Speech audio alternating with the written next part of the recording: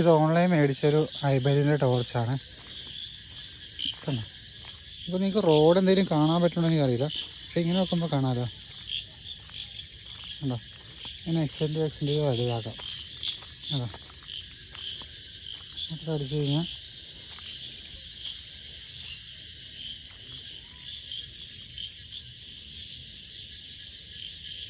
വലിയൊരു ഏരിയ വരെ കാണാം.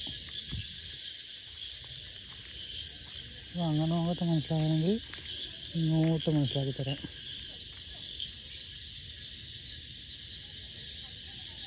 എൻ്റെ അമ്മ ഒരക്ഷയില്ല കേട്ടോ. കിടലേണ്ട കുറച്ചാണ്.